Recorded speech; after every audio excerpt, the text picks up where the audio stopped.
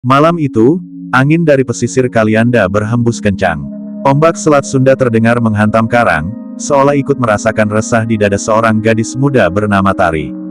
Usianya baru 23 tahun, tubuhnya ramping, wajahnya sederhana dengan sorot mata yang selalu terlihat gelisah. Tari duduk di teras rumah panggung kayu milik orang tuanya, menatap jauh ke arah kegelapan laut. Hidup di kampung nelayan kecil itu tidak mudah. Ayahnya sudah lama sakit-sakitan karena paru-paru yang melemah akibat bertahun-tahun jadi buruh tambang pasir. Ibunya hanyalah penjual pisang goreng di pasar desa. Penghasilan keluarga tidak cukup untuk membeli obat apalagi membiayai sekolah adik-adiknya. Tari, yang seharusnya masih bisa bermimpi tentang masa depan, justru terjebak dalam kebuntuan hidup. Sejak beberapa bulan terakhir, ia sering didatangi agen tenaga kerja dari Bandar Lampung. Agen itu menjanjikan kehidupan lebih baik di luar negeri. Kalau ke Brunei, kamu bisa dapat gaji besar, Tari.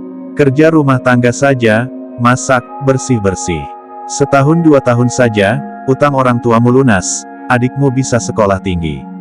Begitulah bujuk rayu yang terus berputar di telinganya.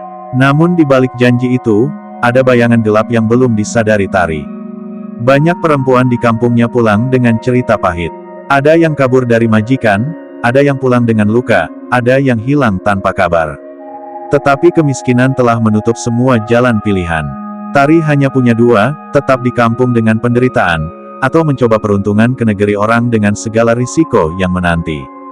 Malam itu, ia mendengar batuk ayahnya dari dalam kamar. Batuk panjang, berat, seperti dada yang disayat. Air mata Tari menetes. Ia sadar, jika tidak ada yang segera berubah, ayahnya bisa pergi kapan saja. Dan ibunya yang renta tak mungkin bisa menanggung beban keluarga seorang diri. Akhirnya Tari mengambil keputusan. Ia akan berangkat. Dengan tangan gemetar, ia menandatangani berkas kontrak kerja yang diberikan agen. Ada rasa takut yang menyesak, tapi ia menekannya dalam-dalam. Demi keluarga, demi adik-adiknya, ia harus rela. Beberapa minggu kemudian, dengan koper kecil berisi baju seadanya, Tari meninggalkan rumah. Ibunya menangis memeluknya erat, ayahnya hanya mampu mengangkat tangan lemah memberi restu. "Hati-hati, nak, jangan lupa pulang," suara ayahnya serak. Perjalanan ke Brunei tidaklah mudah. Ia bersama belasan perempuan lain digiring oleh agen, menempuh perjalanan laut dan darat. Sesekali mereka diperlakukan kasar oleh calo yang mengatur keberangkatan. Setiap malam Tari tidur di barak penampungan dengan lantai dingin, menunggu waktu dipanggil untuk diterbangkan. Ketika pesawat mendarat di sebuah bandara kecil Brunei, Tari merasakan perasaan yang aneh. Negeri itu tampak tenang, desanya rapi, udara bersih, rumah-rumah besar berdiri di antara ladang dan hutan. Namun di dalam hati Tari, ada rasa dingin. Ia tidak mengenal siapa-siapa, semua orang asing, semua mata memandangnya seolah ia hanyalah barang kiriman. Hari pertama Tari dibawa ke rumah majikan. Sebuah rumah besar di pedesaan Brunei, berpagar tinggi, dengan kebun luas di sekitarnya. Dari luar terlihat indah, tapi begitu pintu tertutup, Tari segera merasakan hawa lain. Seperti ada tekanan, seperti ada sesuatu yang gelap bersemayam di dalam. Majikan perempuannya bernama Haja Aminah, berwajah keras, dengan suara dingin yang penuh perintah. Ada pula suaminya, Tuan Rahman, pria parubaya yang pandangannya membuat Tari tidak nyaman. Lalu ada 3 anak laki-laki mereka, semua sudah dewasa, yang dari awal memperhatikan Tari dengan tatapan yang sulit dijelaskan, campuran antara meremehkan dan menginginkan. Disinilah awal penderitaan Tari dimulai. Pagi pertama di rumah majikan, Tari terbangun sebelum azan subuh. Haja Aminah telah membangunkannya dengan suara keras sambil mengetuk pintu kamar kecil di belakang rumah. "Bangun, jangan malas, banyak kerja menunggu." Bentakan itu langsung menusuk hati Tari. Kamar tempat ia tidur hanya ruangan sempit tanpa jendela, dengan kasur tipis yang baunya lembab. Tak ada kipas, apalagi AC, padahal rumah majikannya sangat besar dan megah. Tari sadar, dirinya tidak dianggap sebagai manusia yang layak, melainkan sekadar alat untuk bekerja. Setiap hari, rutinitasnya tak pernah berhenti, menyapu halaman yang luas, mengepel lantai berkilau, mencuci pakaian satu keluarga besar, memasak untuk belasan orang, hingga merawat kebun kecil di belakang rumah. Haja Aminah selalu mengawasi dengan mata tajam. Salah sedikit saja, Tari dimarahi habis-habisan. Kadang bukan hanya dimarahi, tapi juga dilempar sandal atau dijewer telinganya. Namun bukan Haja Aminah yang paling membuat Tari resah, melainkan suami dan ketiga anak lelakinya. Tuan Rahman, pria parubaya itu, sering mencari alasan untuk memanggil Tari sendirian. Kadang ia menyuruh Tari memijat bahunya di ruang tamu malam hari, saat semua sudah tidur. Pandangan matanya licik, penuh niat tersembunyi. Anak sulung mereka, Fazil, berusia sekitar 30 tahun, sering pura-pura bercanda kasar dengan Tari. Kadang sengaja menyentuh tangannya ketika memberikan piring, atau berdiri terlalu dekat saat ia sedang bekerja di dapur. Anak kedua, Hakim, lebih pendiam, tapi tatapannya menusuk. Setiap kali Tari lewat, matanya tak pernah lepas, seolah mengupas abis tubuhnya. Anak bungsu, Amir, yang masih berusia belasan, justru paling terang-terangan. Ia sering menggoda Tari, memanggilnya dengan julukan-julukan kasar, dan tak segan mengintip ketika Tari mencuci di sumur belakang. Semua itu membuat Tari selalu ketakutan. Ia mencoba melapor ke Haja Aminah, tapi hanya berujung bentakan. "Jangan fitnah anak-anakku, kau itu hanya pembantu, jangan sok bersih." Kalimat itu menghancurkan hati Tari. Ia sadar, dirinya tidak punya pelindung. Justru sang nyonya rumah membela keluarganya, meskipun kelakuan mereka sudah keterlaluan. Hari demi hari, beban semakin berat. Tari tak hanya lelah fisik, tapi juga mental. Malam-malamnya penuh rasa was-was. Suara langkah kaki di koridor rumah membuat jantungnya berdegup keras, takut kalau-kalau pintunya diketuk. Kadang ia tak bisa tidur, hanya menatap langit-langit kamar sempitnya, menahan air mata. Semakin lama, majikan laki-lakinya semakin berani. Suatu malam, Tuan Rahman masuk ke dapur saat Tari sedang membersihkan panci. Ia mendekat, menepuk pundaknya, lalu berkata dengan suara rendah namun penuh tekanan, "Kamu di sini kerja bukan cuma untuk masak dan bersih-bersih, faham? Kalau kami mau apa, kamu harus ikut. Kalau tidak, kamu akan kami pulangkan tanpa gaji." Ucapan itu membuat tubuh Tari gemetar. Ia mencoba mundur, tapi dinding dapur menghalangi. Pandangan mata Rahman jelas, ia bukan hanya ingin Tari bekerja, tapi lebih dari itu. Tari hanya bisa menangis diam-diam malam itu, memeluk lutut di kamar kecilnya. Ia tahu, ancaman itu bukan main-main. Besoknya, Fazil dan Hakim mulai bergiliran mencari alasan agar Tari masuk ke kamar mereka. Amir, si bungsu, bahkan sudah terang-terangan menarik tangan Tari saat ia hendak naik tangga. Semua itu dilakukan ketika Haja Aminah tidak melihat. Tapi hati kecil Tari tahu, meskipun ia melapor, hasilnya akan tetap sama, ia dianggap pembohong. Hari-hari pertama itu sudah cukup untuk membuat Tari merasa terjebak di neraka. Ia terkurung di rumah besar yang tampak megah dari luar, tapi sesungguhnya adalah penjara gelap penuh ancaman. Dan pada suatu malam, saat angin bertiup kencang di luar jendela, langkah-langkah kaki terdengar mendekat ke kamarnya. Pintu diketuk keras. "Tari, buka pintu." Suara berat itu menggema. Tari tahu betul siapa pemilik suara itu. Suaminya majikan. Malam itu menjadi awal dari bencana panjang yang akan menimpa dirinya. Malam itu, Tari duduk meringkuk di sudut kasurnya. Lampu bohlam kecil di kamar sempitnya berkelip lemah, sesekali seperti ingin padam. Suara jangkrik dari luar bercampur dengan desir angin malam yang menelusup lewat celah papan. Tapi semua itu tenggelam oleh bunyi ketukan keras di pintu kayu kamarnya. "Tari, buka pintu." Suara berat Tuan Rahman terdengar tegas, tidak memberi ruang untuk menolak. Jantung Tari berdegup kencang, tangannya gemetar. Ia tahu, jika pintu itu dibuka, segalanya akan berubah. Namun jika tidak dibuka, ancaman bisa lebih buruk, dipukul, dipulangkan tanpa gaji, atau dilabeli pembantu tak tahu diri. Ketukan itu semakin keras. "Kau dengar tidak? Buka pintu sekarang juga." Suaranya meninggi, penuh murka. Dengan langkah gontai, Tari mendekat. Kakinya lemas, seakan tak lagi kuat menahan tubuh.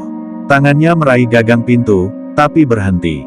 Air matanya menetes. Hatinya ingin berteriak, ingin kabur, tapi ia teringat ayah yang sakit, ibu yang renta, adik-adiknya yang butuh biaya sekolah. Semua itu bagai rantai yang mengikat tubuhnya. Akhirnya, dengan suara bergetar, ia membuka pintu.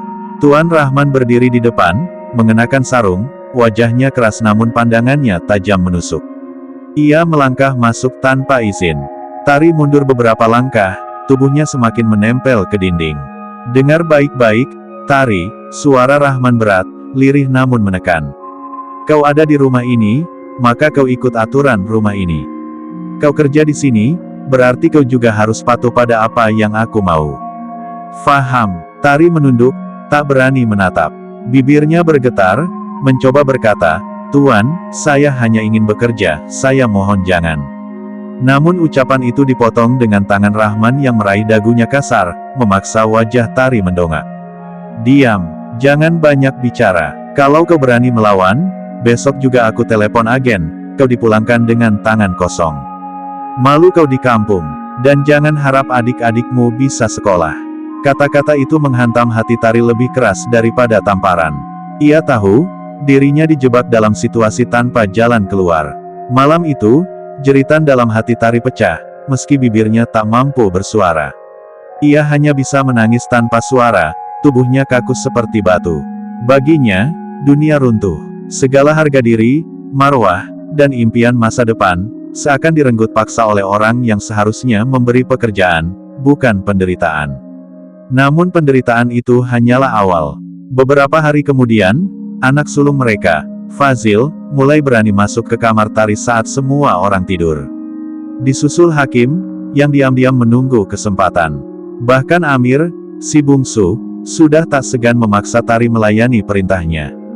Dan yang paling mengerikan, semua itu seakan sudah diketahui dan dibiarkan oleh Haja Aminah, sang nyonya rumah. Bagi Tari, rumah megah itu berubah menjadi penjara gelap tempat ia digilir oleh satu keluarga, malam demi malam. Ia tidak punya tempat melapor. Tidak ada telinga yang mau mendengar. Telepon genggamnya ditahan. Surat-suratnya disimpan majikan. Ia benar-benar sendirian. Di setiap malam, Tari menatap langit-langit kamarnya yang kusam. Ia bertanya pada Tuhan, sampai kapan? Apakah dirinya akan hancur di tanah orang, tanpa pernah pulang, tanpa pernah dikenang? Air mata menjadi sahabatnya. Luka yang tak terlihat di tubuhnya, jauh lebih dalam daripada luka fisik. Tari merasa dirinya hanyalah boneka hidup, dipaksa tunduk pada nafsu dan kekuasaan satu keluarga. Dan dalam hening, muncul benih kecil di dalam dirinya, dendam dan tekad untuk bertahan. Ia mulai berjanji pada dirinya sendiri, suatu saat, entah bagaimana caranya, ia harus keluar dari neraka itu. Dan ketika saatnya tiba, darah dan air mata akan terbayar lunas. Hari-hari Tari di rumah itu berubah menjadi siklus gelap yang tak berujung. Pagi ia bekerja tanpa henti, siang ia dimaki-maki, malam ia dipaksa tunduk pada kehendak yang tak pernah ia inginkan. Setiap kali matahari terbit, Tari merasa dirinya mati sedikit demi sedikit. Senyum sudah hilang dari wajahnya. Suara tawanya yang dulu sering terdengar di tepi pantai Kalianda, kini lenyap, terganti tangisan tertahan di balik pintu kayu rapuh. Namun di balik semua itu, ada sesuatu yang mulai tumbuh, perlawanan dalam diam. Mula-mula, perlawanan itu hanya sebatas doa. Malam-malam, setelah majikan lelaki pergi dari kamarnya, Tari berlutut di lantai. Air matanya jatuh ke tanah dingin. Ia berbisik dalam hati, memanggil nama Tuhan. Ya Allah, kuatkan aku. Jangan biarkan aku mati di sini. Tunjukkan jalan keluar. Tapi seiring berjalannya waktu, doa itu mulai bercampur dengan rasa lain. Amarah. Tari mulai sadar, kalau ia terus pasrah, ia akan hancur. Tidak akan ada yang menolong. Agen tenaga kerja hanya peduli uang. Haja Aminah jelas menutup mata. Para lelaki di rumah itu semakin berani. Dan ia hanya seorang gadis kampung yang diperlakukan bak boneka. Dari kesadaran itu, lahirlah tekad baru, ia harus melawan, meski hanya dengan cara-cara kecil. Suatu siang, ketika Fazil memaksa Tari menemaninya di dapur, Tari diam-diam menaruh garam berlebih di kopi yang ia buatkan. Wajah Fazil meringis saat meneguk, lalu marah besar. Tapi Tari menunduk, berpura-pura salah. Dalam hati ia tersenyum getir, itu balasan kecil untuk semua yang ia terima. Malam berikutnya, saat Hakim mencoba memaksa Tari masuk ke kamarnya, Tari menggigit lengannya sekuat tenaga hingga Hakim mengadu kesakitan. Meski ia kemudian ditampar keras hingga bibirnya pecah, tapi di dalam hati Tari merasa sedikit lega. Ia masih bisa melawan, meski hanya sebentar. Amir, si bungsu, pernah berusaha mengintip Tari saat ia mandi di sumur belakang. Tapi Tari sudah menyiapkan air sabun yang kental. Begitu Amir mendekat, ia menyiramnya hingga mata Amir perih, membuat bocah itu menjerit-jerit. Meski Haja Aminah memarahinya karena dianggap kurang ajar, Tari tetap diam. Dalam hatinya, ia merasa puas. Namun perlawanan kecil itu tidak cukup. Tari sadar, ia tidak bisa terus bertahan dengan cara seperti itu. Kalau ia salah langkah, ia bisa dipulangkan tanpa gaji, atau lebih buruk lagi, ia bisa benar-benar diperlakukan layaknya budak tanpa sisa harga diri. Malam-malam panjang kembali dilaluinya. Tari mulai menyusun rencana. Ia memperhatikan celah-celah rumah, pagar belakang yang kadang tidak terkunci, jalan setapak menuju kampung, jam-jam ketika keluarga itu tertidur lelap. Tapi kabur bukan perkara mudah. Paspor dan identitasnya ditahan Haja Aminah. Telepon genggamnya disita. Di kampung sekitar, ia tidak kenal siapapun, dan ia takut kalau polisi Brunei justru mengembalikannya ke rumah majikan. Meski begitu, benih perlawanan terus membesar. Tari berjanji dalam hatinya, suatu hari, ia akan lepas dari cengkeraman keluarga itu. Dan malam itu, ketika ia berdoa dalam hening, ia merasakan sesuatu yang berbeda. Seolah ada bisikan samar di telinganya, "Bertahanlah, Tari, waktunya akan datang." Air matanya kembali jatuh, tapi kali ini bukan hanya karena sedih. Ada api kecil yang menyala di dadanya. Api dendam, api tekad, api untuk hidup. Malam demi malam, penderitaan yang Tari alami semakin menumpuk. Tubuhnya ringkih, wajahnya pucat, tapi matanya perlahan berubah. Bukan lagi tatapan pasrah, melainkan tatapan yang menyimpan bara. Di dapur, saat ia mengupas bawang dengan pisau kecil, ia sempat berbisik pada dirinya sendiri, "Kalau aku mau, aku bisa gunakan ini untuk membela diri," tapi kemudian ia menahan. Belum saatnya. Jika ia gegabah, ia bisa mati di tempat itu tanpa pernah ada yang tahu. Siang harinya, Tari mulai mengamati kebiasaan keluarga majikan. Ia sadar, rumah megah itu meski tampak kokoh, tetap punya celah. Pagar belakang sering tidak digembok jika Amir pulang malam dari bermain dengan teman-temannya. Jalan setapak menuju kampung tetangga hanya berjarak sekitar setengah jam berjalan kaki. Setiap Kamis malam, keluarga itu selalu berkumpul di ruang tamu besar untuk acara keluarga, sehingga pengawasan pada Tari agak longgar. Semua itu Tari simpan rapi dalam ingatan. Namun yang paling menghantui adalah bayangan wajah ayah dan ibunya di Kalianda. Setiap kali ia hendak menyerah, Tari teringat batuk berat ayahnya, senyum lemah ibunya, serta wajah polos adik-adiknya.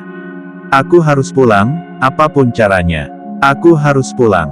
Suatu malam, Tari nekat membuka pintu kamar dengan hati-hati. Ia melangkah perlahan menuju pagar belakang. Tapi sial, hakim yang baru pulang kerja malam memergokinya. "Kau mau kemana?" "Hah?" Suara hakim menggema di lorong rumah. Tari terdiam, tubuhnya gemetar. Hakim langsung menarik tangannya kasar. "Jangan coba-coba lari dari rumah ini. Kalau kau berani, aku akan pastikan kau takkan pernah bisa pulang hidup-hidup." Ancaman itu bukan sekadar kata-kata. Mata hakim penuh amarah dan keserakahan. Sejak saat itu, Tari semakin hati-hati. Ia tahu, jika ingin kabur, ia tak boleh gegabah. Semua harus dihitung dengan tepat. Hari-hari berikutnya, Tari mulai berusaha mendekati orang luar.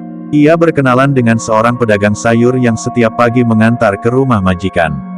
Pedagang itu seorang wanita tua, ramah, dan sering memandang Tari dengan iba.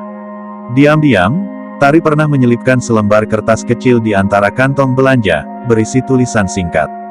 "Saya orang Indonesia. Nama saya Tari. Saya disiksa di rumah ini. Tolong bantu saya keluar." Namun ia tak tahu apakah kertas itu pernah dibaca atau hanya dibuang begitu saja. Tidak ada balasan. Hari-hari terus berjalan, penderitaan tetap sama. Di tengah semua itu, Tari mulai menyimpan barang-barang kecil untuk persiapan kabur, sepotong roti kering yang ia sembunyikan di bawah kasur, sebotol air mineral kosong yang ia isi ulang diam-diam, dan sehelai kain panjang untuk menutupi dirinya jika harus lari di malam hari. Ia bahkan mencoba menghafal arah bintang dari jendela kecil di dapur, agar tahu jalan mana yang menuju kampung tetangga. Tapi setiap kali ia merasa sedikit kuat, ujian kembali menimpanya. Suatu malam, Haja Aminah masuk ke kamarnya tanpa permisi. Dengan wajah penuh amarah, ia menuding Tari. Aku dengar kau macam-macam ya. Kau pikir aku tidak tahu? Kau itu hanya budak. Kalau kau melawan, aku sendiri yang akan menyeretmu ke polisi dan bilang kau pencuri. Kata-kata itu menghancurkan semangat Tari sejenak. Tapi begitu Haja Aminah pergi, Tari menangis dalam diam, lalu berbisik, tidak, aku bukan budak. Aku manusia, dan suatu hari aku akan buktikan itu. Api dendam dalam dirinya semakin menyala. Ia tahu, keluarganya di Kalianda mungkin sedang menunggu kabar. Mungkin ibunya berdoa setiap malam, mungkin ayahnya bertanya kapan Tari pulang. Ia tak bisa mengecewakan mereka. Tidak bisa. Dalam kesepian malam, Tari menatap langit-langit kamarnya yang kusam. Kali ini air matanya tidak jatuh karena takut, melainkan karena tekad. Ia berjanji, meski tubuhnya hancur, meski nyawanya hampir terenggut, ia akan mencari cara keluar dari rumah itu. Dan jika suatu hari ia berhasil pulang, luka-luka yang ia bawa akan menjadi saksi bisu bahwa ia pernah terjebak di neraka, tapi tidak pernah menyerah. Hari-hari setelah hukuman itu membuat tubuh Tari semakin hancur, tapi jiwanya justru makin keras. Ia sudah tidak lagi menangis setiap malam. Air matanya kering. Yang tersisa hanyalah tekad dan amarah. Tari tahu, jika ia hanya mencoba kabur lewat jalan biasa, ia akan selalu tertangkap. Ia butuh cara lain, cara yang tak akan disangka keluarga majikan. Suatu malam, saat membersihkan dapur, ia menemukan botol kecil berisi cairan pembersih kimia yang sangat kuat. Diambilnya sedikit, lalu disimpan diam-diam di bawah kainnya. Malam itu, untuk pertama kalinya Tari berani menyusun rencana berbahaya, menggunakan kelemahan majikannya sendiri untuk kabur. Hari Kamis malam, saat keluarga besar kembali berkumpul di ruang tamu, Tari disuruh mondar-mandir menyajikan minuman. Tangannya gemetar, tapi wajahnya tetap tunduk. Dalam diam, ia mencampur sedikit cairan itu ke minuman Fazil. Bukan untuk membunuh, tapi cukup membuatnya sakit perut parah. Benar saja, beberapa jam kemudian, Fazil muntah-muntah dan dilarikan ke klinik. Rumah jadi kacau. Semua sibuk mengurusnya. Saat itulah Tari melihat kesempatan. Pukul 2 dini hari, ia keluar dari kamarnya dengan langkah cepat. Kali ini, ia tidak menuju pintu belakang. Ia sudah hafal, selalu ada anjing di sana. Ia menuju jendela gudang, jendela yang selama ini ia kurung. Dengan besi karatan, ia congkel papan kayu yang menutupinya. Perlahan, celah terbuka. Tari merangkak keluar, tubuhnya tergores kawat dan papan. Darah mengalir di lengannya, tapi ia tak peduli. Begitu kakinya menginjak tanah kebun belakang, ia langsung berlari, tanpa menoleh. Angin malam menghantam wajahnya. Rumput liar memotong kakinya, tapi Tari terus berlari. Nafasnya tersengal, dadanya panas, tapi ia tak berhenti. Di kejauhan, ia melihat jalan setapak yang pernah ia hafal. Jalan menuju kampung. Namun suara teriakan terdengar dari belakang. Tari kabur. Tangkap dia. Itu suara Hakim. Lampu rumah menyala, gonggongan anjing menggema, langkah kaki berat mengejarnya. Tari mempercepat langkah. Tubuhnya hampir jatuh, tapi ia terus paksa. Sedikit lagi, sedikit lagi. Tiba-tiba, dari arah depan, muncul cahaya lampu senter. Beberapa orang kampung berdiri dengan wajah terkejut. Seorang wanita tua pedagang sayur, orang yang dulu pernah diberi kertas kecil oleh Tari, berlari mendekat. Itu dia, anak itu butuh bantuan. Tari jatuh di pelukan wanita tua itu. Dengan napas terengah, ia hanya mampu berkata, tolong saya dari Indonesia, sebelum akhirnya pingsan. Berhari-hari kemudian, Tari sudah tidak lagi berada di rumah majikan. Dengan bantuan warga kampung dan laporan ke pihak berwenang, ia akhirnya dibawa ke kantor kedutaan. Kasusnya panjang, penuh ancaman dan intimidasi dari pihak majikan. Namun berkat bukti dan kesaksian, Tari berhasil diselamatkan. Beberapa bulan kemudian, Tari pulang ke Kalianda. Wajahnya pucat, tubuhnya kurus, tapi matanya berbeda, tajam, menyimpan luka sekaligus kekuatan. Ayahnya menangis saat melihatnya pulang. Ibunya memeluknya erat, tak melepaskan, seolah takut Tari hilang lagi. Adik-adiknya menatap dengan campuran bahagia dan heran, kakak mereka pulang, tapi membawa sesuatu yang tidak bisa dijelaskan. Tari tidak pernah menceritakan seluruh detail neraka yang ia alami. Luka itu terlalu dalam untuk dibagi.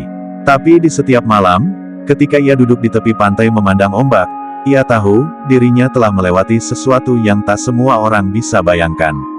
Ia bukan lagi Tari yang dulu. Ia kini adalah perempuan yang pernah diperlakukan sebagai budak, digilir tanpa peri kemanusiaan, tapi akhirnya berhasil merebut kembali hidupnya. Dan dalam hati kecilnya, ia berjanji, tidak akan ada gadis lain dari desanya yang mengalami nasib seperti dirinya. Tari mulai aktif berbicara, memperingatkan tetangga yang hendak berangkat menjadi TKW tanpa persiapan, membantu menulis surat, bahkan mendampingi mereka yang hendak melapor. Neraka yang menelannya di Brunei menjadi api yang kini membakar jalan baru dalam hidupnya. Tamat.